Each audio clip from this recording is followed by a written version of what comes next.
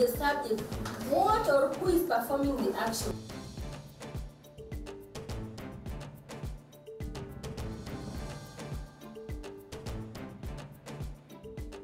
So we've walked in the Kibera slums, you've shown us your work, but in a summary, really, where does it begin? You know, this is an NGO. Earlier you said you never liked NGO style, but this is sort of an NGO. So then how did you craft it together, and who helped you to put together this unit?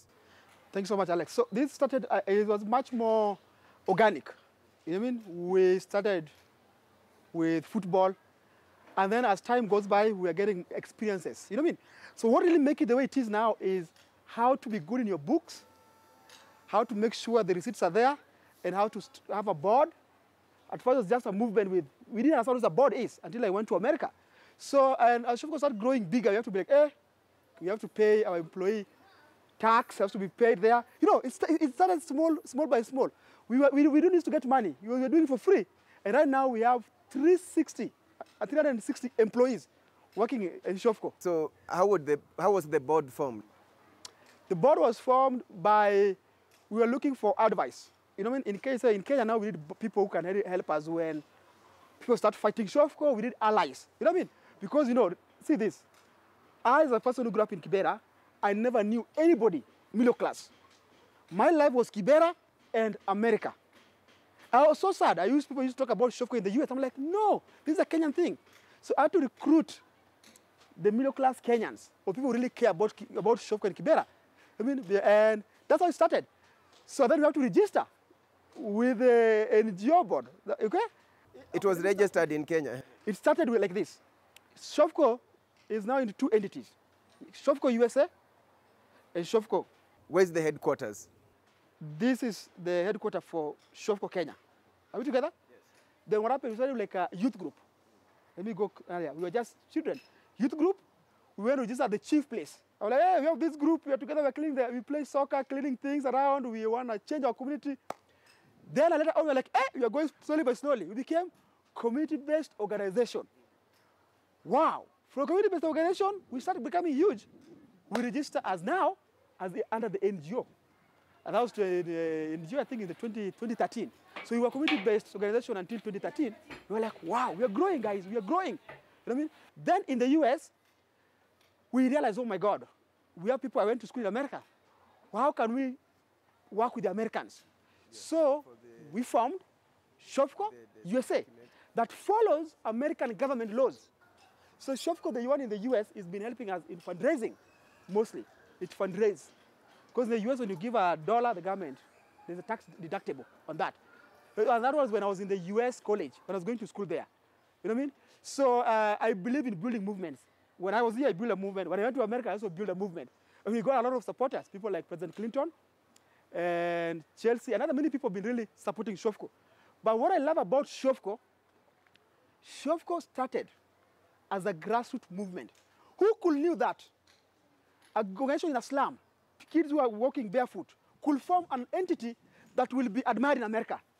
That's what I love. And talking about funding, I mean, you've received so much funding from big people. Yeah. And we just read reports that you're embezzling funds and you're pocketing funds from donors. Is that true? Those allegations are false, because when I talk to the NGO board, is anything going on? They're like, no, Shofco is in good standard. So these Malaysians, and you know that when you grow up, when you're building something really, Kibera is really politically charged place. And I have to be careful for that, you know? And when my mother told me this, you don't have to be rich or poor to have an impact in anybody's life. But I have to be ready to be fought when you're doing something good. So you'll be surprised that there's no investigation in Shofco. If you know, nothing. There's nothing with America. I'll still go there and come, you know. You are clear, your books are clean. Your books are clean. I think it's an attack. It's not an attack on Kennedy or Jessica. Let's be honest. Odede can do a job in the US. This is an attack on the community. Community are the one receiving this support. So to say that the NGO board was investigating is a lie, he was surprised. You know what I mean? You know? So we are clean, and that's why I'm talking to you here today in Kibera. But I have to be ready. As you do good things in society, people will fight you. But if you play high, if you believe what you're doing, you will win. But if you have your own shortcuts, you will go down. For me, this initiative is through my life, the poverty, seeing what's happening around the community. And I said I want to bring change to my community. So Shofco is now growing. Shofco is in Madare, Shofco is in Mkuru kwa Jenga, and Shofco is in Mombasa. Now, tell us about, more about the programs. The Girl Child, what's the criteria that you use to select those who eventually come to benefit from the service? So what happened, we put the word out to the mosques, to the churches, to the community out, posters, that we are taking more children. Then what happened that you have to be really economically challenged. You cannot send your daughter to another school. So they come here where they can't speak English. Then we go to your house to see what you have in your house. Do you really deserve this? Because Kibera has many people. And we only take one girl per household if we pick, you know. Then we say, okay, we take you now. We will educate you up to university. So this is more like a leadership academy. But the school was a way to change the way of thinking on how they think about women. So right now, more people even send their girls to school.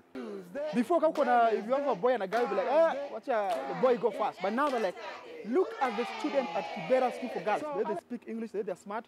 I want my daughter to be like them. Through our network, there were 6 girls went to America. They're on the 7th grade. They're going to see class 7. They're going to see other schools in the US. And to move around the states, to see how the culture is, you know, to share their story, and to see if they love it. And there's some other high schools that want the student from here. So they're going to see. It's called summer camp. So what's your future? What's the future of Shofco? Future of Shofco is to grow and to be inspiration to other in the informal settlements. So we are growing in other slums. I mean, I wanna work in the slums because I understand the challenges people face in the slums. And I think we will be able to grow and able to work with governments, able to work with different sectors, business community, and that's how we're gonna bring change. And also my agenda is to prove to the society that you don't need to be a leader in politics. You can be a leader in your small community. That's where the change is. I saw when I was passing up there, there is a community newspaper you're supporting? Yes. Yeah. Tell us about that. So there's a story, there's a group, community youth came together to write their stories in the community. So things that are happening, issues that happen, for example, houses were burned down here, through those kind of things. It's a community-based issues. You know what I mean? But now it's being written by people from Madare, Kawangware. It's called Ghetto Mirror. It's our local newspaper. What's the value of that, writing their own stories?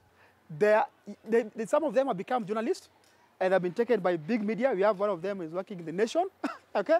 And some of them have been now writing for other media houses. So this is a way to nurture the talents of the future journalists. So when they go there, they understand the slum stories.